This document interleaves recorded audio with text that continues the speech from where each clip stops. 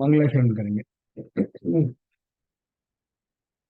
ओम नमः सिद्धेभ्याय जय श्री ओम नमः सिद्धेभ्याय जय श्री ओम नमः सिद्धेभ्याय।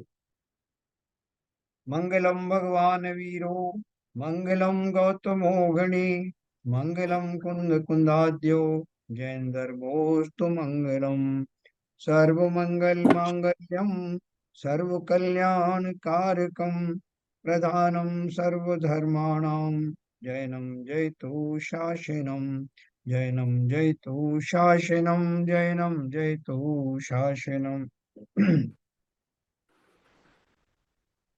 मोक्ष मार्ग प्रकाशक पंडित टोडरमल जी द्वारा रचित इसका चौथा अधिकार हम पढ़ रहे हैं, जिसमें हमने मोक्ष संबंधी जो अयथार्थ श्रद्धान है और प्रवृत्तियां हैं उसके बारे में हम पढ़ रहे हैं, जिसमें हमने मिथ्या दर्शन का और मिथ्या ज्ञान का स्वरूप पढ़ा। मिथ्या ज्ञान में भी हमारा थोड़ा सा बाकी रह गया था, जो कल अपन उसके आगे पढ़ेंगे आज, और उसके बाद मिथ्या चारित्र के बारे में बात करें।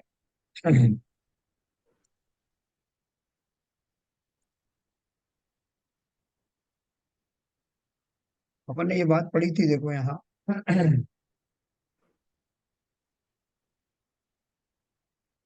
इसलिए मिथ्या ज्ञान का मुख्य कारण ज्ञानावरण को नहीं कहा, मोह के उदय से हुआ भाव वही कारण कहा है। ये उन्होंने अच्छे से सिद्ध कर दिया था कि ज्ञानावरण कर्म के कारण मिथ्या श्रद्धान आदि नहीं होता। ज्ञानावरण कर्म से तो सामान्य ज्ञान कितना आपका विकसित हुआ है, उसका वाण कितना है और कितना कम हुआ है, उसकी बात होती है।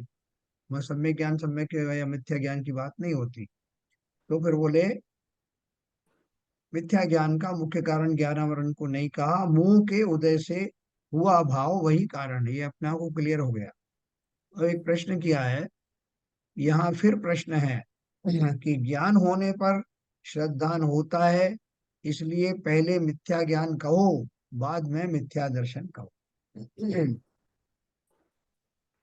बहुत सारे लोगों का ऐसा सोचना भी है। तो समाधान दिया कि है तो ऐसा ही, कि जाने बिना श्रद्धान कैसे हो, परंतु मिथ्या और सम्यक ऐसी संज्ञा ज्ञान को मिथ्या दर्शन और सम्यक दर्शन के निमित्त से होती है?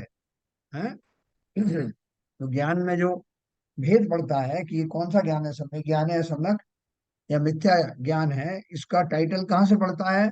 दर्शन के ऊपर से, कि उसकी श्रद्धा कैसी है।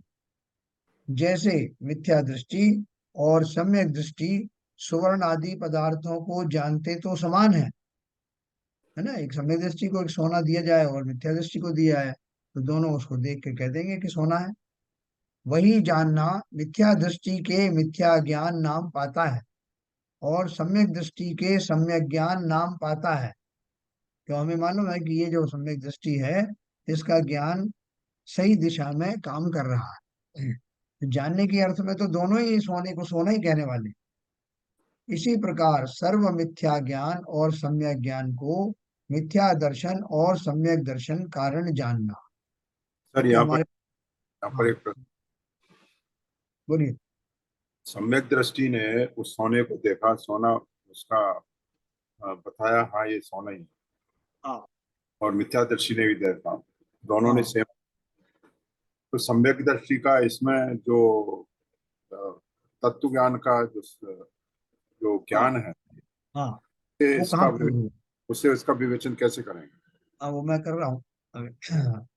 देखो, अभी जो मैं उदाहरण आपको देने जा रहा था इसी के लिए, कि जैसे एक पात्र में जो है कीचड़ रखी हुई है, एक पात्र में दूध रखा है, और मेरे हाथ में एक गिलास है जिसमें पानी भरा हुआ है। पानी को मैं अगर जो है उसमें दूध वाले में डालूंगा तो वो दूध बन जाएगा, दूध कहलाने लगेगा। और उसी को मैं कीचड़ में डालूंगा, कीचड़ वाले पानी में, तो वही पानी कीचड़ कहलाने लगेगा। तो क्या कारण बना कि ऐसा हुआ? पानी तो वही था, है ना। लेकिन किसमें उसका प्रयोग किया गया, उसके आधार पर उसको टाइटल मिलता है। तो यहाँ उन्होंने जो बात कही है कि वो सोना आपने सम्यक दृष्टि के हाथ में दिया है, या मिथ्या दृष्टि के हाथ में दिया है, तो सामान्य रूप से तो वो एक जैसा है, उसके कारण उनका जो है श्रद्धान नहीं हुआ। वो बोल रहे हैं पहले से जिनका जो टाइटल चल रहा था, एक सम्यक ज्ञानी था और एक जो है वो मिथ्या मिथ्या ज्ञानी था। क्या लिखा उन्होंने, जैसे मिथ्या दृष्टि और सम्यक दृष्टि स्वर्ण आदि पदार्थों को जानते तो समान है, परंतु वही जानना मिथ्या दृष्टि के मिथ्या ज्ञान नाम पाता है। जो मैंने आपको उदाहरण दी ना, कि आपने पानी उसको डाला तो वो उसका कीचड़ नाम हो गया, उसको दूध में डाला तो वो दूध नाम पा गया। तो वो जो पदार्थ थे जो पहले से थे, उनके कारण से वो टाइटल उनका चेंज हुआ, जबकि वस्तु तो वही थी। ठीक इसी प्रकार यहाँ बोल रहे हैं कि वो पहले से जो, जिसकी श्रद्धान सही था, उसके हाथ में मैंने उसको सोना पकड़ाया। मान लो पहले से निश्चित था कि ये व्यक्ति सम्यक दृष्टि है और ये व्यक्ति मिथ्या दृष्टि है, तो उनको हाथ में देंगे तो कहेंगे भाई साहब आप जरा सम्यक दृष्टि जी को दिखाइए कि ये सोना कैसा है। तो वो तो देख करके सामान्य रूप से तो दोनों एक से ही कहेंगे।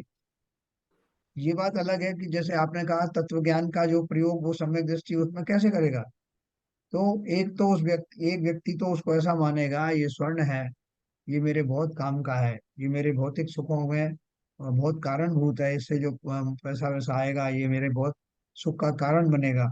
और वो सुख का कारण बनने के लिए मैं जैसा भी मुझे करना पड़े उपक्रम मुझे ये प्राप्त करना चाहिए, मैं इसको अपनी तिजोरी में रखूंगा, इसको संभाल के रखूंगा, वक्त आने पर इसे बेच दूंगा। इस तरह की लाइन के भाव उसके मिथ्या दृष्टि के आएंगे। जबकि सम्यक दृष्टि उसको ये तो जान रहा है कि धातु है, पीले रंग की धातु है, इसे स्वर्ण कहा जाता है, इसको बेच करके लोग जो है बहुत सारा काम भी करते हैं, लेकिन मैं इसको ऐसा भोगूंगा, ऐसा उसमें वो लालायित होकर के और उस रूप में उस तरह से नहीं सोचेगा जैसा मिथ्या दृष्टि की उसमें गृद्धता होती है, ऐसे सम्यक दृष्टि की गृद्धता उसमें नहीं होगी। सामान्य रूप से दोनों एक जैसा जान रहे हैं, लेकिन उसका जो जो कार्य है, जिस काम में वो आने वाला है, उस काम को लेकर के जो मोह से ग्रसित है उसका चिंतन उस तरह का होगा कि इसका कैसे उपयोग किया जाएगा, भोग आदि में कैसे किया जाएगा। और ये जो है निरपेक्ष भाव से उसको जानेगा, जिसमें उसकी कोई गृद्धता नहीं होगी, कोई लालायतपना नहीं होगा, वो सिंपल जानेगा। ये उन दोनों के उसमें जानने में फर्क आएगा, जबकि वस्तु है कि ये दोनों स्वर्ण को स्वर्ण ही जान। कुछ कुछ मैं क्लियर कर पाया आपको? इसी को कोरिलेशन का मैं कुछ एंटिसिपेट कर रहा इसी प्रकार सर्व मिथ्या ज्ञान और सम्यक ज्ञान को मिथ्या दर्शन और सम्यक दर्शन कारण जानना, है ना। जो बोल रहे हैं कि ये जो है ना, इसी प्रकार सर्व मिथ्या ज्ञान और सम्यक ज्ञान को मिथ्या दर्शन और सम्यक दर्शन कारण जानना। क्यों है वो, अपन ने बोला कि सम्यक दृष्टि के ऐसा विचार क्यों है भाई, वो इस तरह की बात क्यों कर रहा है कि इससे कोई मतलब नहीं है, स्वर्ण स्वर्ण है, इस काम में आता है, उसको उसके प्रति कोई ज्यादा रुचि भी नहीं है, तो वो ऐसा क्यों हो रहा है। तो बोल रहे हैं उसके पीछे कारण उसकी श्रद्धा है, उसका श्रद्धा गुण जो है वो ऐसा है जिसके कारण वो उसमें गृद्धता नहीं धारण करता, स्वर्ण को हासिल करने का, स्वर्ण को विषय भोग में खर्च करने का ऐसा उसको भाव नहीं आ रहा है, क्योंकि वो उसकी श्रद्धा सही है। क्योंकि श्रद्धांत से क्या होता है, वस्तु का जब हम सच्चा स्वरूप जानने की बात करते हैं ना, तो सच्चा स्वरूप का अर्थ उसकी केमिस्ट्री बायोलॉजी या उसके बाह्य दशा देखने से मतलब नहीं है। श्रद्धान का अर्थ है ये भी पुद्गल द्रव्य से बना हुआ एक मेटल है, तो खदानों में पाया जाता है और ये भी विनिमय आदि में काम में आता है, लेकिन मैं इससे बहुत गृद्ध हो जाऊं, आकृष्ट हो जाऊं, ऐसे उसको भाव नहीं आते जैसे और दूसरे द्रव्य है, ऐसा ये द्रव्य ये भी है। तो ये जो उसकी सोच है, उस सोच ने ही उसको मिथ्या श्रद्धानी या सम्यक श्रद्धानी बनाया। अब ऐसे श्रद्धान वाले का जिसके अंदर में जो ज्ञान होगा, उस ज्ञान को हम टाइटल दे रहे हैं। जैसे मैंने आपको बताया, दूध में डाला गया पानी दूध दूध क्यों कहलाया, क्योंकि वो उस चीज को स्पर्श कर रहा है जो दूध नाम के गुण का धारी है। उसी प्रकार से वो स्वर्ण जिसके हाथ में है, वो व्यक्ति उस वस्तु को सम्यक प्रकार से देख पाएगा, देख पाता है, इसलिए वो सम्यक दृष्टि है। तो मेन चीज क्या हुई, तो उसके अंदर में श्रद्धांत कैसा है, उसके अनुसार उसके ज्ञान को, जबकि ज्ञान तो दोनों का एक है। जैसे पानी का मैंने उदाहरण दिया, लेकिन वो पानी जैसे अलग अलग चीजों में जाकर के अलग नाम पाता है, उसी तरह से वो ज्ञान रूप पानी सम्यक दृष्टि के पास जाता है तो वो अपने ज्ञान का प्रयोग उस तरह से करता है, और उसका टाइटल हो जाता है कि ज्ञानी ने जाना। तो ज्ञानी ने जानने का अर्थ बाह्य स्वरूप नहीं है, वो अंदर तक जान गया कि ये वस्तु स्वरूप क्या है इसका, इसमें क्या खासियत। शरीरों को देख करके भी वही मानेगा ये तो पुद्गलों का स्कंध है, जबकि एक मिथ्या दृष्टि होगा तो उसके बाहर रूप को, मनोहारी रूप को देख करके विकारी भाव से ग्रस्त हो जाएगा। जान तो वो भी रहा ये शरीर है, ये भी जान रहा कि शरीर है, लेकिन उसके बियॉन्ड, वो शरीर को लेकर के जिस तरह के भाव उसके होंगे, सम्यक दृष्टि के, मिथ्या दृष्टि के उसके विपरीत होंगे। इसलिए श्रद्धान मुख्य रूप से कहा गया। ज्ञान तो जैसा है वैसा है, एक जैसा ही। इसलिए ये बात आपको क्लियर हो गई ना कि ज्ञान में भेद नहीं हुआ। ज्ञान में भेद इसलिए हुआ कि जिसका किसका श्रद्धान, खोटे श्रद्धान वाले की बात कर रहे हैं तो वो ज्ञान को भी नाम वही मिल जाता है, ऐसा। इसलिए जहाँ सामान्यतया ज्ञान श्रद्धान का निरूपण हो, वहां तो ज्ञान कारणभूत है। जैसे मान लो आपको अगर सिंपल ज्ञान के द्वारा जानना है, और आपको किसी ने बताया कि भाई साहब तुम बच्चे थे जब अलग हो गए थे, ये तुम्हारे माता पिता हैं। तो मैंने पहले ज्ञान से जाना ना उसको, बाद में श्रद्धा हुई कि अच्छा अच्छा ये मेरे माता पिता हैं। उस दिन से मैं उनको माता पिता मानने लगा। लेकिन पहले तो मेरे ज्ञान में लाया गया, मेरे संज्ञान में लाया गया कि ये जो व्यक्ति खड़े हैं ये मेरे माता पिता। तो उन्होंने कहा जहाँ सामान्यतया ज्ञान श्रद्धान का निरूपण हो, वहां तो ज्ञान कारणभूत है। ज्ञान कारण बना उस श्रद्धा का, उसे प्रथम कहना, और श्रद्धान कार्यभूत है, उसके बाद श्रद्धा हुई, उसे बाद में कहना, सामान्य की बात अगर है तो। तथा जहाँ मिथ्या सम्यक ज्ञान और श्रद्धान का निरूपण हो, वहां श्रद्धान कारणभूत है, उसे पहले कहना, और ज्ञान कार्यभूत है, उसे बाद में कहना। जैसे उन्होंने ऊपर का उदाहरण दिया ना कि वो व्यक्ति पहले से निश्चित किया हुआ था कि ये सम्यक दृष्टि है और ये मिथ्या दृष्टि, और उनको जो है वो अपन ने एक वस्तु दी पर वो परखने के लिए। तो उन्होंने जो अपने जो जो भी उनके पास ज्ञान था, चौक्षम ज्ञान था, उससे उन्होंने उसको नक्की किया कि ये स्वर्ण है, ये किस काम आता है। अब उनके द्वारा जो कथन कहा जाएगा वो कथन अलग अलग होगा, जबकि ज्ञान तो एक ही था। तो अलग अलग हुआ क्योंकि प्रयोजनभूत वस्तुओं की बात कर रहे हैं अपन। स्वर्ण का तो उदाहरण दिया जा रहा है। तो वो उसका जो श्रद्धांत था, वही वास्तव में उस ज्ञान को दूषित करने में, या दूषित रूप से कहने में, या अच्छे रूप में कहने में वो श्रद्धान ही निमित्त बना। इसलिए वहां श्रद्धान को पहले लिया जाता है ना। मैं इसको और दूसरी तरह से समझाऊंगा भैया। तथा जहाँ मिथ्या सम्यक ज्ञान श्रद्धान का निरूपण हो, वहां श्रद्धान कारणभूत है, उसे पहले कहना, और ज्ञान कार्यभूत है, उसे बाद में कहना। ये कारण कार्य जो बताए हैं वो कैसे कहे गए हैं कि इसके कारण वो हुआ।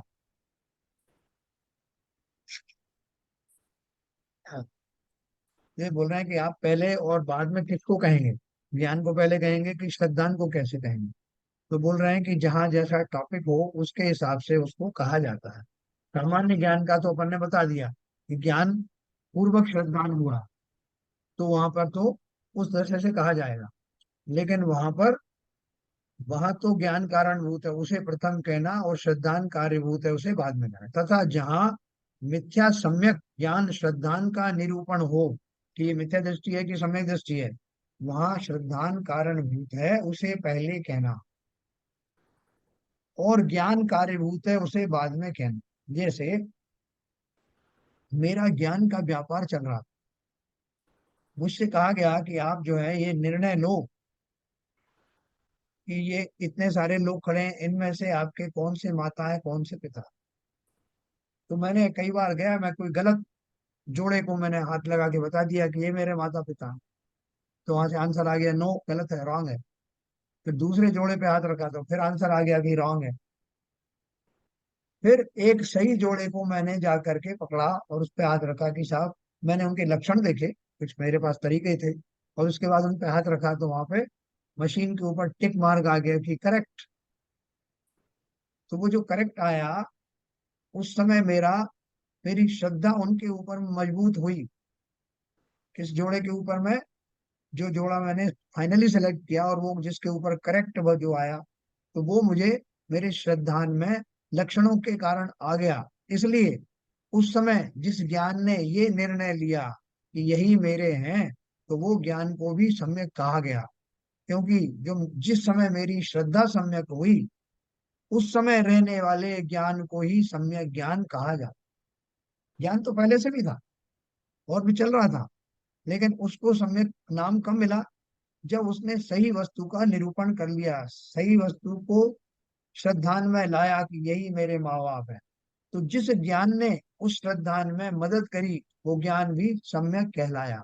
लेकिन श्रद्धा पहले सही हुई, उसका टिक मार्क आया कि करेक्ट है श्रद्धा।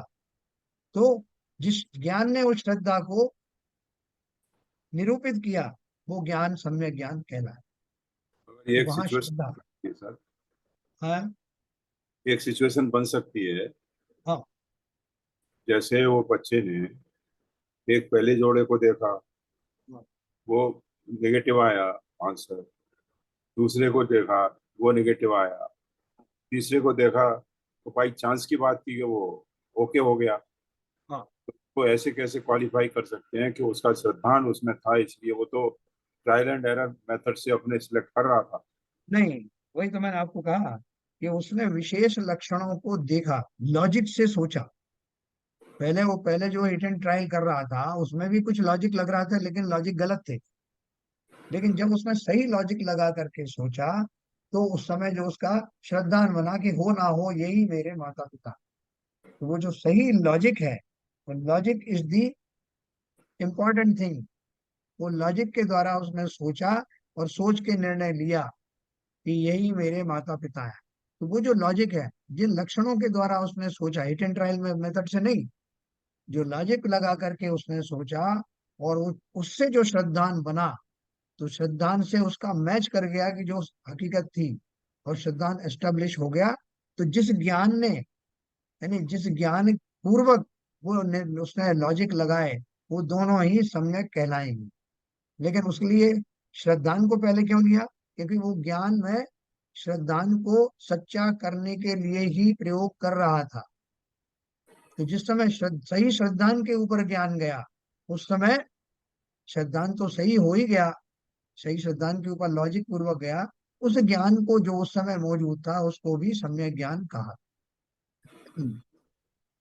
थोड़ा और आगे पढ़ेंगे तो अपने आप को और क्लियर हो जाएगा। ये क्लियर हो गया। तो जैसे अपन जो अपना वो नीडल घुमा रहे हैं, कोई नीडल जो मैच कर जाए, तो वो जब सिंक्रोनाइज हो जाता है वो दोनों चीज, तो जिसको मैं खोज रहा था, वो टारगेट के आते ही वो ज्ञान जो है सम्यक ज्ञान हो जाता है। जैसे अपन ने कोई चीज पूछी, तीन चार लोगों ने कुछ बात कही, और अपन ने उनमें से एक की बात मानी, और वहां मशीन ने भी बता दिया, जैसे ही मैंने उसकी बात सुनी और मैंने वैसे ही प्रयोग किया, तो वो मशीन ने सही ठहराया। तब मैं किसको टाइटल देता हूँ? यार, इस बच्चे ने बताया था। तो करेक्शन पहले हो गया, श्रद्धान सच्चा हो गया, वो पहले हो गया। फिर किस बच्चे ने बताया था, उसको सच्चा हमने घोषित कर दिया, क्योंकि वो मैच कर गया। उसी तरह से जैसा मेरे ऊपर श्रद्धा है कि मेरा शरीर में हूँ या आत्मा में हूँ या दोनों में हूँ या दोनों में से कोई नहीं हूँ, इस तरह का मेरा चिंतन चल रहा था। देखो, श्रद्धान भी होता तो ज्ञान पूर्वक है, लेकिन उस श्रद्धान को जब तक वो नया टारगेट, एक्चुअल टारगेट को टच नहीं करता, तब तक उस ज्ञान की कोई वैल्यू सम्यक या मिथ्या रूप में नहीं कही जाती। निर्णय वो कर रहा था, लेकिन जैसे ही उसने सही टारगेट को छुआ, वो टारगेट का निर्णय होते ही उस समय होने वाले ज्ञान को टाइटल मिल गया कि ये सही था। तो मुख्य बात क्या थी कि उस टारगेट, जैसे मैंने आपको बच्चे का उदाहरण दिया, उसने कोई सजेशन दिया और वो सजेशन सही निकला, तो चूंकि सही बात, सही सजेशन हुआ, इसीलिए उस बच्चे को आरोप आया कि बच्चे की बात सही थी। उसी तरह से ज्ञान का व्यापार तो निरंतर चल रहा है। जब मैंने श्रद्धान या निर्णय पक्का नहीं लिया था, तब भी ज्ञान चल रहा था। लेकिन जिस समय मैंने निर्णय लिया अपने विशेष लॉजिक के द्वारा, विशेष समझ के द्वारा, कि ये और ये अलग अलग होना चाहिए, क्योंकि शरीर की बहुत सारी क्रियाएं आत्मा की क्रियाओं से नहीं मैच करती। ये मैंने स्वाध्याय के द्वारा बहुत सारे लॉजिक जाने, और जानने के बाद में जब मैं भेद विज्ञान करता हूँ, तो भेद विज्ञान अगर ज्ञान से होता तो ज्ञान तो मेरा बहुत दिन से चल रहा है, मैं बिना ज्ञान के तो कभी रहा ही नहीं। लेकिन अब वो उस ज्ञान से क्या, जब निर्णय सही हो कि यस मैं आत्मा हूँ, शरीर आदि नहीं हूँ, और ऐसा पुख्ता, क्योंकि एक्चुअल में तो ऐसा ही है। तो जिस समय मुझे वो एक्चुअल के बारे में बिना किसी संदेह के लगता है कि ऐसा ही है, उस समय होने वाले ज्ञान को सम्यक ज्ञान कहते हैं। ज्ञान तो पहले भी था। थोड़ा और क्लियर हुआ? Yes sir. हाँ, इसलिए जहाँ असामान्यतया ज्ञान ये हो गया।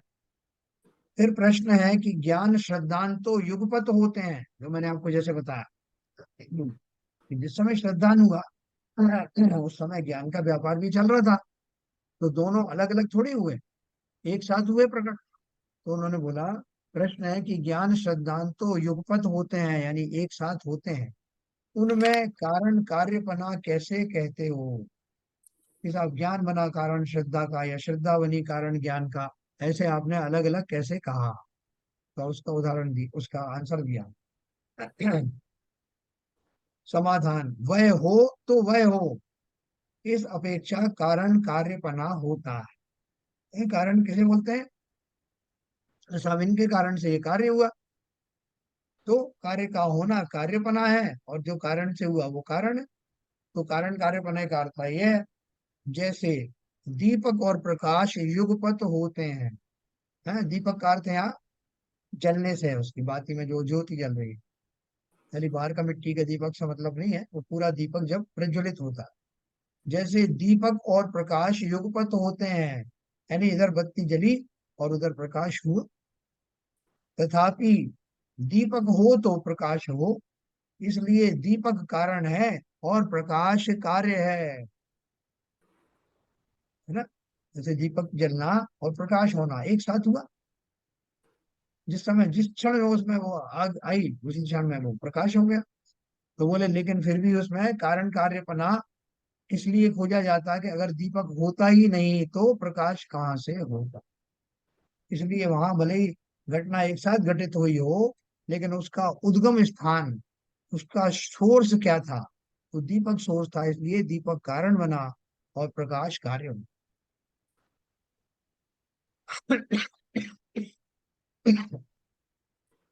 उसी प्रकार ज्ञान श्रद्धान के है, जो मैंने आपको बताया। अथवा मिथ्या दर्शन मिथ्या ज्ञान के, व सम्यक दर्शन सम्यक ज्ञान के कारण कार्यपना जानना। मिथ्या दर्शन था, इसलिए ज्ञान भी मिथ्या हुआ। मिथ्या सम्यक दर्शन था, श्रद्धा सच्ची थी, इसलिए ज्ञान को भी सच्चा कहा। दूध में डाला गया पानी था, इसलिए दूध कहलाया। कीचड़ में डाला गया पानी था, वो कीचड़ कहलाया। पानी तो एक ही था। पानी रे पानी तेरा रंग कैसा, जिसमें मिलाओ उस जैसा। ऐसा ही ज्ञान है। ज्ञान को आप मूर्ख को दे रहे हो, को बुद्धिमान को दे रहे हो। अगर बुद्धिमान का ज्ञान कम हो जाए किसी कारण से, एक्सीडेंट हो गया, कुछ हो गया, तो उसका दिमाग कम चल रहा है, लेकिन जितना भी चल रहा है वो बुद्धिमानी वाला ही होगा। जबकि मिथ्या दृष्टि को आपने कुछ और विशेष औषधियां दे करके उसके ज्ञान को और प्रखर कर दिया, लेकिन वो उसकी जाति नहीं बदलेगी, ज्ञान मिथ्या ज्ञान ही रहेगा, है ना? उसी तरह से जब निर्णय किया गया, सही निर्णय जिस काल में होता है, उस काल में, क्योंकि निर्णय होना इस बात का प्रमाण है कि वो ज्ञान, ज्ञान को सम्यक कहने के लिए वो ज्ञान ही, वो श्रद्धा प्रमाणिक है। श्रद्धा हो गई, सच्चा श्रद्धान हुआ, इसका अर्थ वो ज्ञान सही था। तो इसलिए वहां पर श्रद्धान को पहले लाया जाएगा और ज्ञान को बाद में कहा जाएगा। तो इसलिए उन्होंने वही कहा कि श्रद्धा सच्ची है तो सम्यक दृष्टि, सही श्रद्धा के होने वाले के ज्ञान को सम्यक ज्ञान कहा, खोटी श्रद्धा होने वाले के ज्ञान को मिथ्या ज्ञान। फिर प्रश्न है कि मिथ्या दर्शन के संयोग से ही मिथ्या ज्ञान नाम पाता है, तो एक मिथ्या दर्शन को ही संसार का कारण कहना था, मिथ्या ज्ञान को अलग किस लिए कहा? हाँ, वो बोल रहे हैं कि जब आप बोल रहे हो कि सारी सब जगह शास्त्रों में सब जगह यही लिखा है कि अगर भाई साहब अगर सम्यक दृष्टि है तो उसका मोक्ष मार्ग खुल गया है, उसी से सब कुछ हो जाएगा संसार का अंत होने के लिए या संसार के बने रहने के लिए श्रद्धा का ही तो खेल है। तो आप श्रद्धा की बात करो, ज्ञान की बात क्यों कर रहे हो? तो उन्होंने समाधान दिया कि ज्ञान ही की अपेक्षा तो मिथ्या दृष्टि और सम्यक दृष्टि के क्षयोपशम से हुए यथार्थ ज्ञान में कुछ विशेष नहीं।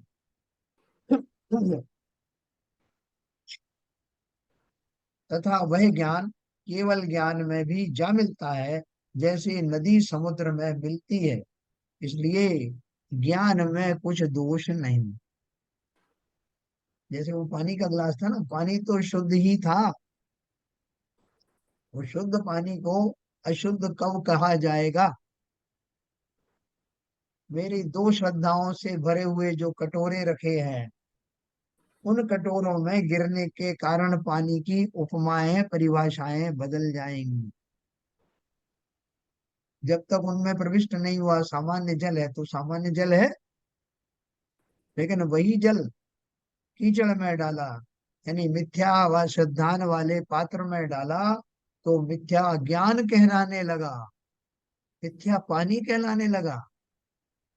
दूध वाले में डाला तो अच्छा पानी बन गया, तो वो सम्यक ज्ञान कहलाने लगा। जबकि ज्ञान का कोई टाइटल नहीं था, टाइटल इसलिए बदल गया कि किसके पास गया। तो इसलिए वो बोल रहे हैं कि दो अलग अलग चीज ही है, ये एक नहीं है।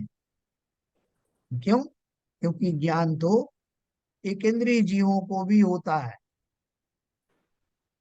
लेकिन श्रद्धांत तो नहीं होता। एकेंद्रीय से लेके असंख्य पंचेंद्रीय जीवों तक को ज्ञान तो है, लेकिन श्रद्धांत सभी का खोटा है।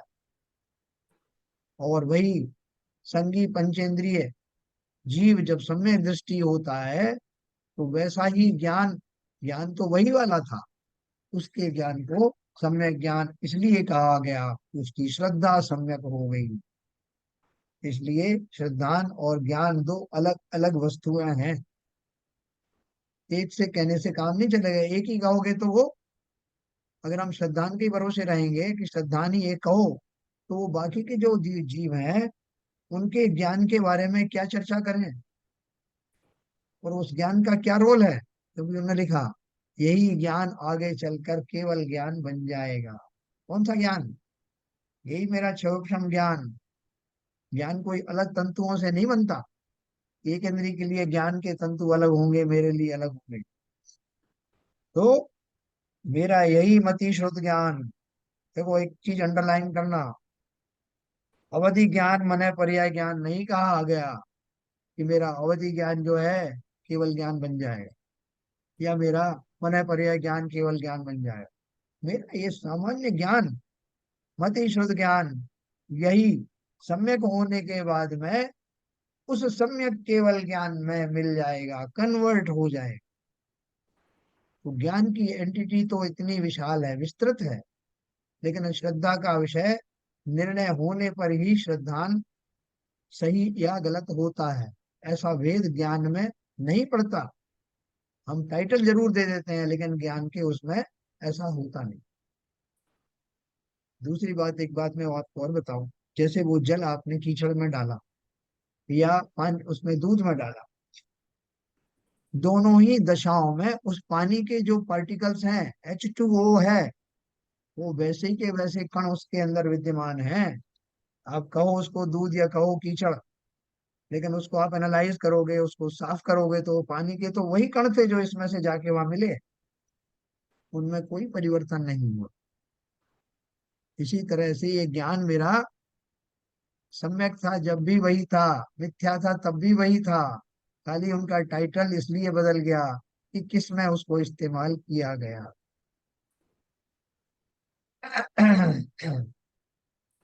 तो उन्होंने बोला, ज्ञान ही की अपेक्षा तो मिथ्या दृष्टि और सम्यक दृष्टि के क्षयोपशम से हुए यथार्थ ज्ञान में कुछ विशेष नहीं है।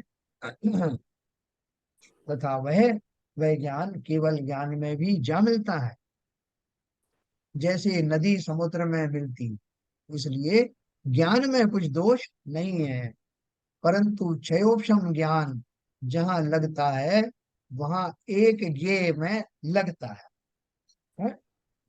केवल ज्ञान के मुकाबले में बता रहे हैं। एक क्षयोपशम गे का ज्ञान एक है गे का मतलब है इसका। एक गे में लगता है। हाँ बता रहे हैं ना, अभी तो शुरू तो किया है, अभी बता रहे हैं। परंतु क्षयोपशम ज्ञान जहाँ लगता है वहां एक ज्ञेय में लगता है, और इस मिथ्या दर्शन के निमित्त से वह ज्ञान अन्य ज्ञेयों में तो लगता है, परंतु प्रयोजनभूत जीवादि तत्वों का यथार्थ निर्णय करने में नहीं लगता। सो यह ज्ञान में दोष हुआ, इसे मिथ्या ज्ञान कहा। क्या बोल रहे हैं देखो, क्षयोपशम ज्ञान जहां लगता है वहां एक ज्ञेय में लगता है। एट ए टाइम हम कोई भी एक ज्ञेय में उपयोग लगाते हैं? हमारा कोई भी ज्ञान होने दो, सामान्य ज्ञान है, तो एट ए टाइम किसी एक ही वस्तु में लगता है। और इस मिथ्या दर्शन के निमित्त से वह ज्ञान अन्य ज्ञेयों में तो लगता है, परंतु प्रयोजनभूत जीवादि तत्वों का यथार्थ निर्णय करने में नहीं लगता।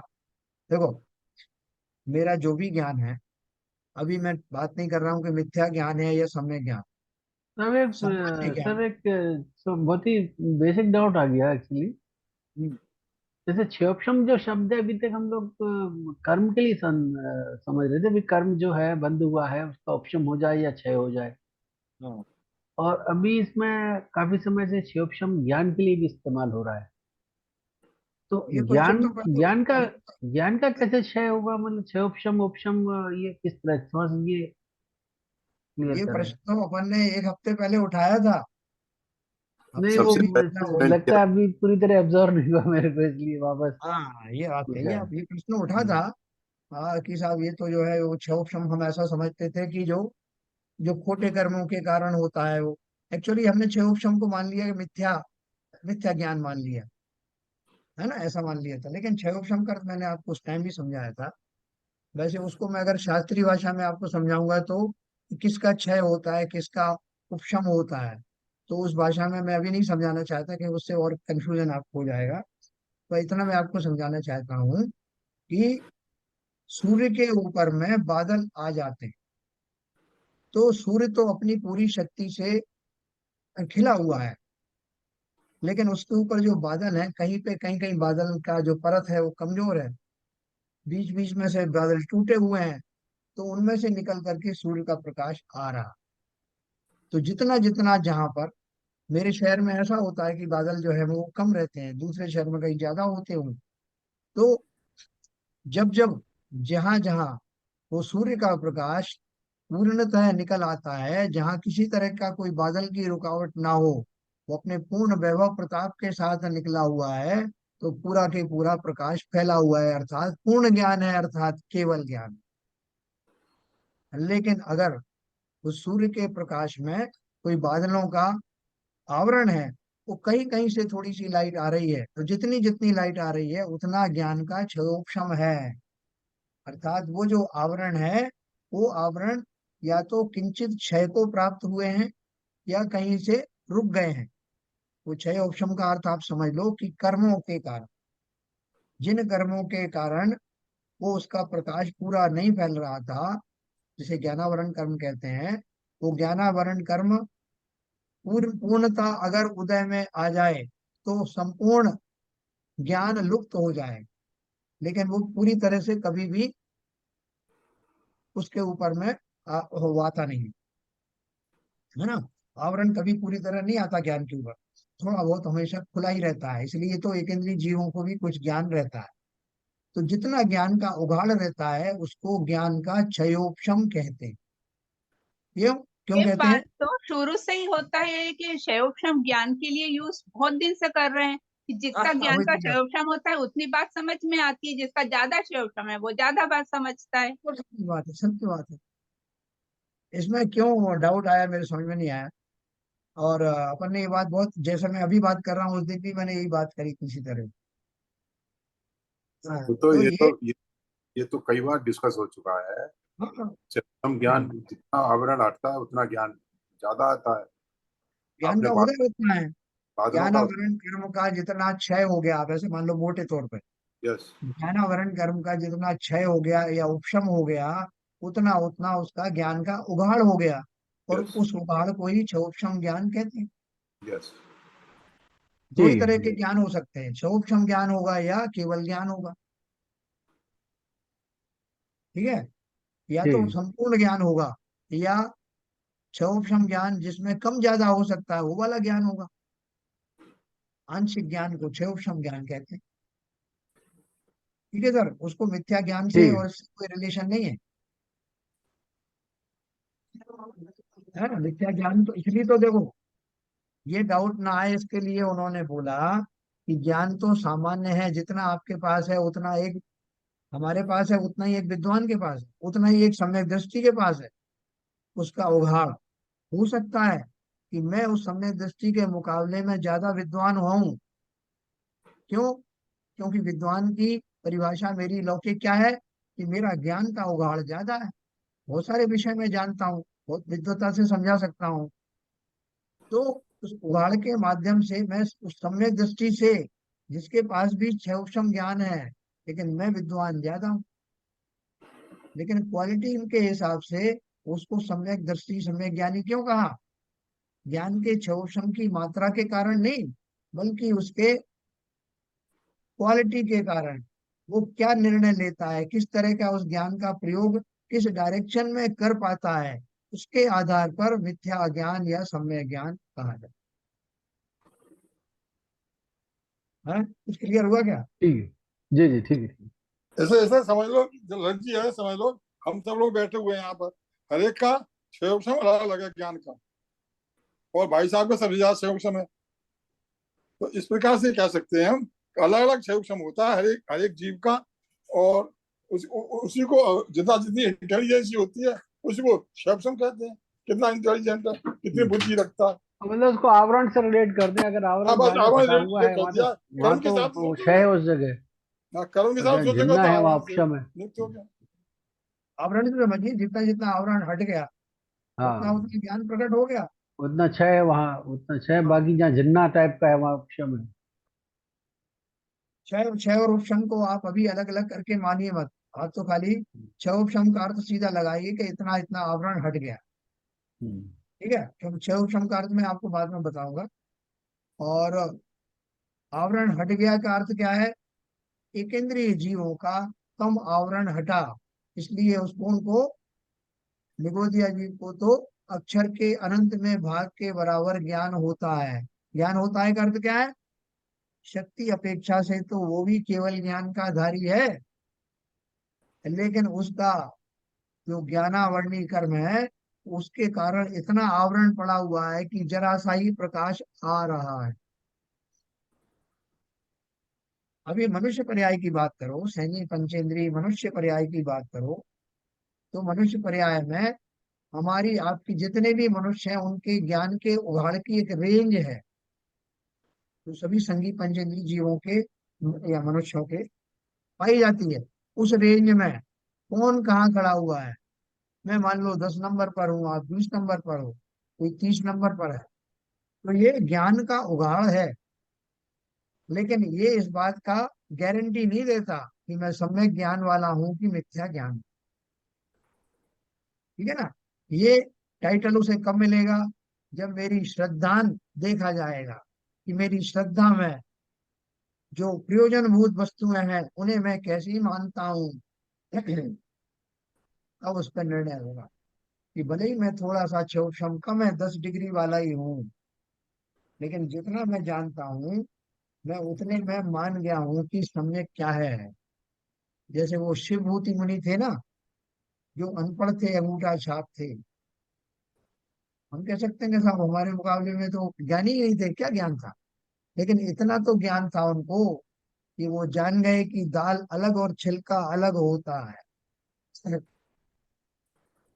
किसी गृहिणी को ऐसा अलग अलग करते हुए देख करके उन्होंने लॉजिक लगाया कि जैसे दाल और छिलका पहले एक थे और इस गृहिणी ने अलग अलग करके दिखाया, ऐसे ही मैंने भी तो जो सुना है वो ऐसा ही तो है कि मैं अलग हूँ, शरीर रूपी छिलका अलग है। इतने चिंतन की ही आवश्यकता थी। दुख के भाव में ज्ञान अगर आपका मिथ्या ज्ञान है तो कोई उसका लाभ नहीं हमें तो। और मनुष्य योनि में तो जितना ज्ञान हमारे पास है, सम्यक श्रद्धान होने के लिए उतने की भी जरूरत नहीं, उससे कहीं जरूरत से ज्यादा ज्ञान तो हमारे पास है। लेकिन सारा ज्ञान अप्रयोजनभूत वस्तुओं में लग रहा है। प्रयोजनभूत वस्तु मैं कौन हूँ, किससे मैं अलग हूँ, सिर्फ ये भेद विज्ञान कर लेने से कि मैं आत्मा हूँ, मेरे अलावा जितने भी वस्तुएं हैं वो सब मेरे से अलग हैं, उनसे मेरा कोई कनेक्शन नहीं। पर से न लगा हूं किंचित भी, फिर भी अनुकूल लगे उन पर करता अभिमान निरंतर ही। ये मेरे विश्वास में मान्यता में जिस क्षण आ जाएगा, मेरा इतना ही ज्ञान पर्याप्त है। यही वो अभी बता रहे थे, जो अभी आपने रोका मुझे बीच में, वो यही बात कर रहे थे। क्षयोक्षम ज्ञान जहां लगता है वह एक ज्ञाय ज्ञेय में लगता है। किस अपेक्षा से बताया उन्होंने? केवल ज्ञान की अपेक्षा से। केवल ज्ञान में जब ज्ञान लगता है तो समस्त संसार के जितने ज्ञेय हैं सब में एक साथ लग जाता है। लेकिन क्षयोक्षम ज्ञान यानी केवल ज्ञान के अलावा जो ज्ञान है वो सब कैसे हैं कि एक ज्ञेय में एक बार में ही लग सकता है। पहली बात तो ये कही। दूसरा, और इस मिथ्या दर्शन के निमित्त से वह ज्ञान अन्य ज्ञेयों में तो लगता है। लगेगा एक एक करके ही। मेरा जो क्षोभम ज्ञान है एक एक करके ही लगेगा, लेकिन क्षोभम ज्ञान भी कैसा वाला है? मिथ्या ज्ञान वाला है। इसलिए बाकी दुनिया भर की चीजों में तो लग जाएगा, लेकिन जो मेरे प्रयोजन भूत तत्व हैं, छह द्रव्य हैं, सात तत्व हैं, इनमें बराबर से लगेगा नहीं। लगेगा नहीं का मतलब क्या है? उनको जान तो लेगा, नाम तो जान लेगा कि जीव, पुद्गल, धर्म, अधर्म, आकाश, काल, ये छह द्रव्य हैं साहब। सात तत्व हैं, जीव, अजीव, आश्रव, बंध, संवर, निर्जरा और मोक्ष। नाम रटने से थोड़ी श्रद्धांत सही हो गया, क्योंकि जब तक मेरा मिथ्यात्व का उदय है, मेरा ये ज्ञान उन वस्तुओं को मिथ्यात्व रूप में ही जानेगा, श्रद्धान रूप में प्रयोजनभूत वस्तुओं को नहीं जान पाएगा। ये वो कह रहे हैं। इस मिथ्या दर्शन के निमित्त से वह ज्ञान अन्य ज्ञेयों में तो लगता है, परंतु प्रयोजनभूत जीवादि तत्वों का यथार्थ निर्णय करने में नहीं लगता। मुझे वैसी रुचि नहीं होगी। आप देखो कितने लोगों से आप बात करोगे, वो बिल्कुल जो है इस बारे में जानना ही नहीं चाहते, सोचना भी नहीं चाहते। मैं अभी गया था ग्वालियर, मैं बहुत लोगों से मिला, तो लोगों ने अपनी अपनी परिभाषा दी। किसकी परिभाषा? धर्म की परिभाषा और अपने आचरणों की परिभाषा। एक ने बोला कि साहब ऐसा है कि आप और हम गए थे ना अभी अभिषेक करने के लिए, शांति धारा करने, बस मेरा तो साहब यही काम है, मैं अपने 1.5 घंटा सवेरे यही काम करता हूँ, उसके बाद फिर साहब टाइम नहीं। फिर व्यापार में लग जाता हूँ। फिर मुझे ये भी याद नहीं रहता कि मैंने आज सुबह अभिषेक किया था कि नहीं किया था। रूटीन में चल रहा है। तो इससे तो मुझे साहब बहुत फायदा हुआ। तो क्या फायदा हो गया आपको? अरे फायदा ये हो गया साहब, एक तो मन लगता है, एक विश्वास हो जाता है, एक संतुष्टि होती है कि मैंने आज अभिषेक किया, भगवान के दर्शन किए, ये संतुष्टि होती है। बाकी तो सब आप जानते हो, वो कर्म फर्म अपने आप होते रहेंगे जो होना है। उनकी ये दिनचर्या। दूसरे सज्जन बोले, बोले कि साहब मैं तो इतना बिजी रहता हूँ कि मुझे ये पीली धोती पहन कर के वहां खड़े रहने के लिए समय नहीं है। यही शब्द कहे उन्होंने। तो बोले इसलिए मैं तो साहब क्या करता हूँ, सवेरे जाता हूँ, दर्शन जरूर करता हूँ, दर्शन करके आ जाता और आने के बाद मैं बिजी हो जाता हूँ। मैं एडवोकेट हूँ, मैं वकील हूँ, मैं ये सीए हूँ, तो मुझे बहुत सारे काम आते हैं सब, इसलिए मेरे को फिर फुर्सत नहीं। बोले मैं महाराज के पास गया, मैंने महाराज से पूछा कि साहब ये पीली धोती वाले जो है इतने लोग खड़े हुए हैं, इनके मुकाबले में मैं पापी हूँ क्या? तो बोले महाराज ने बहुत बढ़िया जवाब दिया, मैं बड़ा संतुष्ट हो गया। तो क्या जवाब दिया? महाराज ने पूछा कि भाई तुम्हें जितना टाइम मिलता है उतना टाइम में तुम पूजन भले ही ना करते हो, दर्शन तो करते हो ना? लिहाजा बिल्कुल श्रद्धा से दर्शन करता हूँ। उसके बाद क्या करते हो? तो मैंने बताया कि मैं अपनी खुद की कंपनी मैंने खोली हुई है, मैं नौकरी करता नहीं। तो महाराज ने कहा कि बहुत बढ़िया है, तुम 6-7 लोगों को रोजगार देते हो, उनका पेट पालते हो, और अच्छे भाव रखते हो, विचार रखते हो, तो जरूरी नहीं कि पीली धोती पहन करके हम आप घंटों खड़े रहो तो ही धर्म होगा। अगर आपकी श्रद्धा अच्छी है, जिनेंद्र देव को श्रद्धा पूर्वक नमस्कार करते हो, तो जितनी देर भी खड़े रहते हो, भाव रखते हो, सारे समय जीवों के उपकार के बारे में सोचते हो, भले ही व्यापार में लगे हुए हो लेकिन उस धन के प्रति बहुत लगाव नहीं है, तो यही धर्म है। बोले उन्होंने ये कहा, तब से मैं बहुत संतुष्ट हो गया। अब आप बताओ कि दोनों में से कौन सा श्रद्धान सच्चा है, कौन सा वास्तव में धर्म वाला है? आप लोग बताओ। अब ऐसा है कि जिसने अपनी बिजनेस कर रहा है उसके दो पहलू हैं। एक तो बिजनेस के लिए उसके लोगों की जरूरत है, उसने लोग हायर कर रखे हैं नॉर्मल कोर्स। और अगर उसकी भावना है कि मैं इनका पेट पाल रहा हूँ, तो कोई किसी का कुछ करता नहीं, उसको अपने भाग्य से लेके आते हैं। बढ़िया, बहुत बढ़िया। और समझे? तीसरी बात यह है, ये तो कटु सत्य है अपने आगम के अनुसार।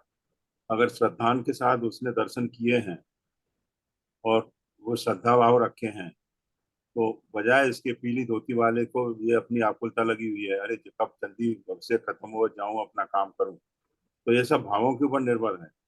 अगर पीली धोती वाला भी श्रद्धान से वहां पर दर्शन करता है, अभिषेक करता है, या सांधारा जितने भी भक्ति करता है, अगर श्रद्धान के भाव रहते हैं तो उसका सार्थक है करना।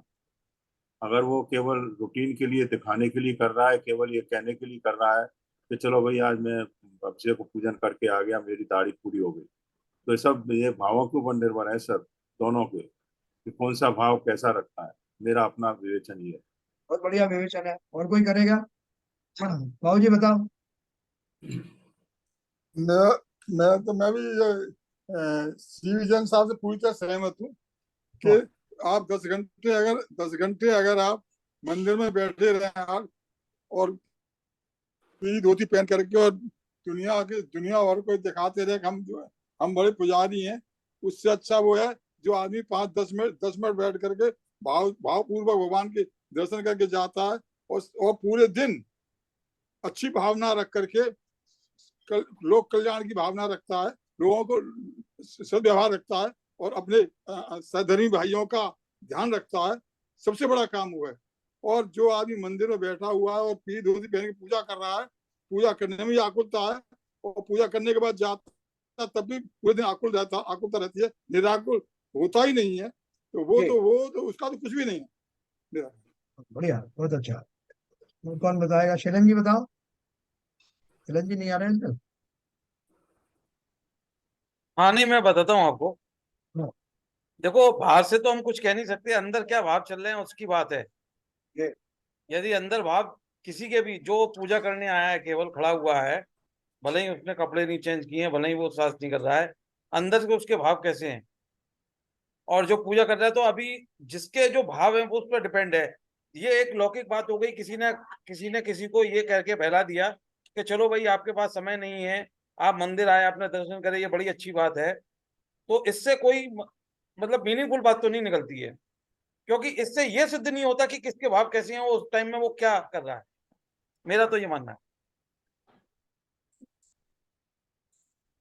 हाँ, आरपी जनरल।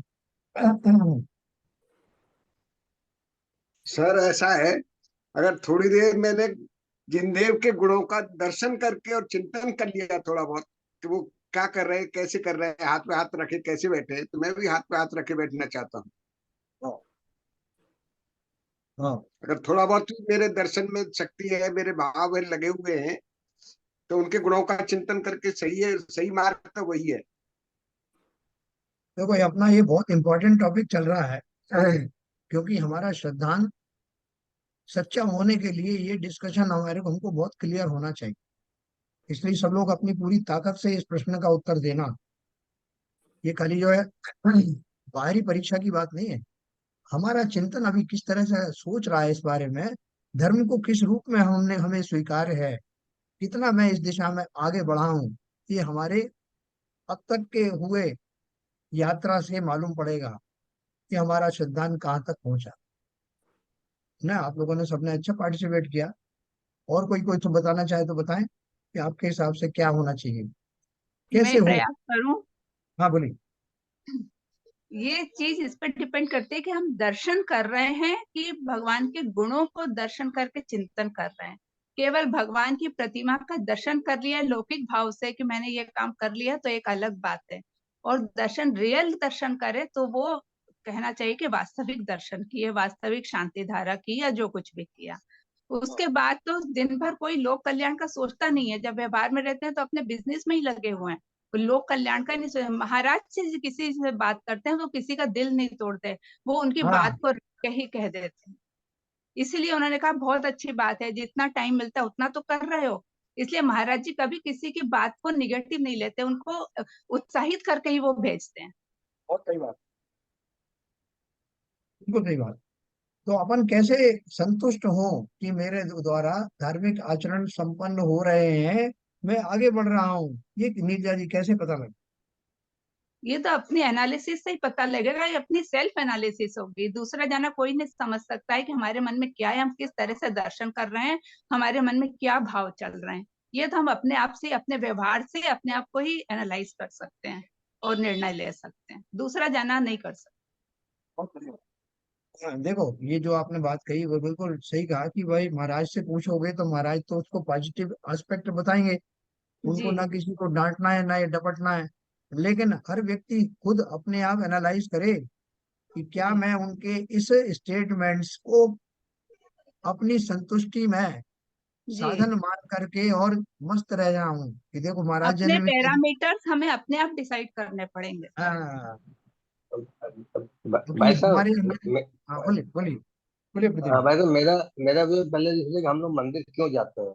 हम लोग हाँ मंदिर क्यों जाते हैं कि हमारा एक आस्था है भगवान पर, उसके लिए मंदिर जाते हैं। और हम कुछ ना कुछ भगवान के गुणों को डायरेक्टली इनडायरेक्टली एक्वायर करने की कोशिश करते हैं। हमने हाँ मंदिर में खूब आधा घंटा 2 घंटा 3 घंटा समय दिया, तो हमारे भाव ज्ञान तो पूरा भावों का खेल है। भाव में निर्मलता नहीं बनी मंदिर में इतना रहने के बाद, इसके मतलब कि हमारा कहीं ना कहीं हमारे में ही प्रॉब्लम है। हम खूब मंदिर 3 घंटा 4 घंटा करके आए और घर में झगड़ लिए या बाहर किसी से भी छोटी सी बात पर उलझ गए, तो इसके मतलब हमने जो भी कुछ किया सब ऊपर की क्रियाएं थी, मन से कुछ भी नहीं हुआ। तो बिल्कुल सही। मंदिर जाने का जो पर्पस है वो पहले क्लियर है। मंदिर क्यों जाते हैं, लोगों को दिखाने के लिए जाते हैं या अपने भाव की निर्मलता डेवलप करने जाते हैं। जो 4 प्रकार कसाय आपने बोला ना, क्रोध मान माया लोभ, अगर इस पर भी कंट्रोल नहीं है तो आपके भाव निर्मल नहीं बन रहे। निर्मल नहीं बन रहे तो मतलब आपका मंदिर जाना बेकार नहीं जाए क्या मंदिर। है जी। अगर मान लो ऐसा लगता है कि मेरा क्रोध आदि कम नहीं हो रहे हैं तो मंदिर जाना बंद जी कर दें। नहीं नहीं नहीं, मंदिर और प्रयत्न करना चाहिए ना, प्रयत्न तो करना चाहिए, लेकिन सेल्फ असेसमेंट तो ऐसे ही होगा ना कि हम इतना मंदिर जाके भी हमारे में निर्मलता नहीं आ रही है, तो कहाँ कमी है। वाह बिल्कुल बढ़िया बढ़िया। हाँ बिल्कुल जी, थोड़ा सा लास्ट में आप बताएं।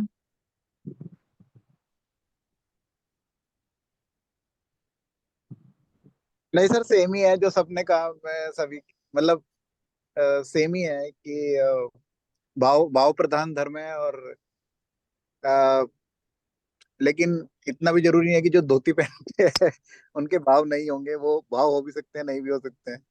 हाँ तो तो मतलब भाव प्रधान ही है। और बाई क्रियाओं से तो इतना इतना फर्क नहीं पड़ता। तो जैसे सबने कहा मैं भी उसी से सहमत हूँ। तो दो बातें हो सकती हैं। एक तो जिस व्यक्ति ने ये कहा कि साहब वो पीली धोती वालों के मुकाबले में नहीं टाइम दे सकता हूँ, मैं ये दे सकता हूँ, वो हो सकता है कि वो इस खोज में हो कि उसको कुछ ऐसा आलम्बन मिल जाए जिससे वो जस्टिफाई कर सके कि साहब मैं मंदिर नहीं जाता तब भी कोई बात नहीं। ये भी हो सकता है। और हाँ वो सर, इस ऐसा बात ऐसा भी से होता है, ऐसा भी होता है कि एक दो एक्सेप्शन उन्होंने देख लिए तो उसी को क्योट करके देखो साहब, इसीलिए तो मैं जाता नहीं। वो हाँ, ये बन जाता है हमारे कारण। तो देखो, हमें अपने भावों का एनालिसिस किस तरह करना चाहिए। जैसे हमको कोई बड़ी बीमारी हो गई, टाइफाइड हो गया, 10 दिन में ठीक होगा, रोज औषधि खाता हूँ और रोज इस बात को महसूस करता हूँ कि क्या मैं पहले से बेटर हो रहा हूँ। कोई आके पूछता है कि साहब कैसे हैं? नहीं, आप कल से तो बेहतर हो। तो क्या हम अपनी आंतरिक दशा की परीक्षा नहीं कर सकते कि पहले मैं कितनी कषायों से पीड़ित था, उन कषायों में निरंतर कुछ कमी आ रही है क्या? मुझे एक्सपेरिमेंट करने के लिए कहीं दूसरे लैब में जाने की जरूरत नहीं। ये पूरा संसार मेरी प्रयोगशाला है। यहाँ के सारे जितने व्यक्ति हैं, जितनी जगह हैं, वो सब मेरी इस प्रयोगशाला के पार्ट हैं। उनके ऊपर आजमाऊं कि मैं पहले इनके साथ जब व्यवहार करता था तो कैसे करता था, इन परिस्थितियों में कैसा करता था, अब कैसा करता हूँ। मेरा क्रोध, मेरी झल्लाहट, मेरा छोटे छोटे दुखों के आने में मेरी रिएक्शन, क्या उनमें कुछ फर्क आया? इसलिए रोज ही अपना इंट्रोस्पेक्शन करना, रोज इस व्यापक प्रयोगशाला का लाभ उठाना, और कितना ठीक हुआ हूं मैं, इसका रोज डेली बेसिस पे एनालाइज करना। क्या ललित जी कर सकते हैं? बिल्कुल करना ही चाहिए। तो ठीक है, देखो। तो भाई साहब इसमें विनोद बहन जी का भी आइडिया ले लो, वो उनका क्या विचार है इसमें सर? भगवान जी से तो तब पूछता हूँ मैं जब मेरे को कुछ नहीं आता। अरे भाई, अरे हम लोग जो इतना बोल चुके हैं सब लोग, हाँ, तो वो आप तो सही कह रहे हैं, लेकिन विनोद हाँ, बहन जी से भी अब एक वो समझ में आया कि वो कहाँ तक हम लोग जो नहीं, है इनका सब क्या? और डिस्कशन जो चल रहा है, सब बात हाँ, हो हाँ, रही है। विनोद इनका बहन जी व्यू भी ले। कुछ बताएं कि सही है कि हम लोग सही विचार सोच रहे हाँ, हैं बिल्कुल या कि बिल्कुल। गलत रास्ते पर चल रहे हैं। बिल्कुल, उसमें कुछ जो कुछ ऐड वो करना चाहें, रंजी बताएं। हाँ जी, मेरा विचार है कि विनोद बहन जी से ही पूछ रही है। बताइए बहन जी।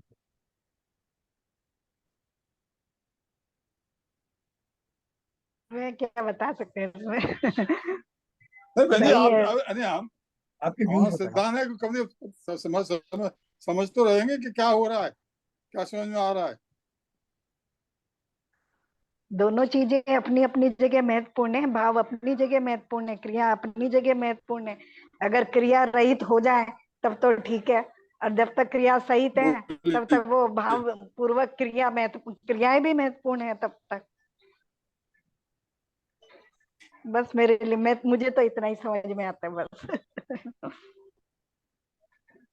हाँ, ठीक, बिल्कुल बात सही है। नहीं, देखो, आपके पास समय है, सवेरे अपन जाते हैं, तो वो जब वो जितनी देर हम उन क्रियाओं में अपने आप को व्यस्त रखते हैं, उतनी देर मेरा उपयोग जो है कषाय वाले कामों से कम रहता है, उतनी देर मेरी कषाय मंद रहती है, ये तो पक्की बात है। और ज्यादातर जो जीव हैं वो जो इस कार्य के लिए जाते हैं, मैं बोलता हूँ भले ही उनके साथ बहुत अच्छे भाव नहीं भी बनते हों, लेकिन वो मंदिर में जाकर जितनी देर वो रहेंगे उतनी देर में उन कषाय वाले कार्यों में उनकी उपस्थिति कम से कम रहेगी। इसलिए वहां तो मंद कषाय होने के बहुत चांस है मंदिर में। एक्सेप्शन वहां भी हो सकते हैं कि वहां रह करके भी क्रिया करते हुए कुछ कहीं भाव और चले जाए, लेकिन ज्यादातर आप 1 घंटे 2 घंटे वहां रहते हैं तो उस कार्यकाल में कषायों में मंदता अवश्य रहती है। और कषाय में मंदता रहने के कारण पूर्व कर्म के उदय भी उतने तीव्र नहीं आते, नवीन कर्म का बंध भी उतना तीव्र नहीं होता। इसलिए वो सब तो हमें लाभ मिलता ही मिलता है। और दूसरे लाभ कालांतर में कभी किसी तरह मेरे भाव इतने अच्छे भी हो सकते हैं उन क्रियाओं को करते करते, तो वो एडिशनल फायदा। ठीक है सर। तो इस प्रकार से मतलब हमारे हमारे जो मंदिर आदि में जाने का, ये कोई ये कहे कि जाना ही बेकार है, ऐसा नहीं है। जाने के अपने लाभ हैं। कषायों की मंदता तो अवश्य होती है, उतने काल नहीं तो विषय कषायों में रहता मैं। इसलिए उसके लाभ तो है, लेकिन हम उसको उस लाभ को पूरी तरह ले पाए, इसके लिए भावों में स्थिरता लाना, प्रयोजनभूत वस्तुओं के बारे में चिंतन करना, ये उसे हमें और करना है। सर ऐसा है कि जो स्पष्ट बात जो कही नीरजा जी ने कही, हाँ जो सज्जन क्या कहते हैं, दर्शन करके चले आते हैं और श्रद्धा पूर्वक करते हैं, और महाराज जी ने उनको समझा दिया तो वो अपने संतुष्ट हो गए, और उन्होंने कहा अच्छा हुआ, मैं महाराज जी ने मेरे को बता दिया कि अब क्रिया करने की जरूरत नहीं है। मगर आपने जो बहन जी ने जो बोला, 100% की बात बोली, तो लास्ट में बोला कि अगर किसी के शुरू शुरू में भाव नहीं लग रही, नहीं भी लग रहे हैं श्रद्धान पूर्वक, गुणों का कान नहीं हो रहा है, मगर उस काल में उसकी मंद कषाएं रहती हैं, तो ये भी उसका बहुत बड़ा अचीवमेंट है। तो उसके कंपैरिजन में जो दर्शन करके चला गया और उसके बाद बिजनेस में क्या कर रहा है, क्या उसके भाव रहते हैं, किस तरह का व्यापार चलता है उसका, इसके ऊपर क्या कोई कमेंट नहीं। वही है, तो इसलिए इसके लाभ अपने हैं, ये तो मैं शुरू से कहता हूँ। और वो वहीं संतुष्ट हो गया, उसको आगे बढ़ने का मार्ग भी बंद हो गया उसका। बिल्कुल बंद हो गया, बिल्कुल बंद हो गया। ठीक है सर, तो अपन सब जो है एक ही दिशा में सोच रहे हैं, बहुत बढ़िया बात है ये तो। और कल अपन जो है इस टॉपिक को थोड़ा सा 2-4 लाइन बची है वो कल और पढ़ करके फिर मिथ्या सॉरी सम्यक चारित्र के बारे में अपन बात करें। चारित्र क्या है, ये तीनों वो हमारे फाउंडेशन है, रत्नत्र है ना, इनके बारे हाँ में कोई भी शंका हो आपको, छोटा से छोटा प्रश्न हो, अभी जैसे ललित जी ने पूछा, 10 बार पूछो, जब तक हमारे एब्जॉर्ब नहीं हुए तब तक पूछो, कोई हर्ज नहीं। घबराना नहीं कि मैंने पहले पूछा था लोग क्या कहेंगे, 10 बार पूछना। ठीक है, इसको अपन नींव पक्की करना है अपन को, और ये नींव ही, यही हमारे आगे काम आने वाला है। तो मैं हो गया जिनवाणी स्तुति पर।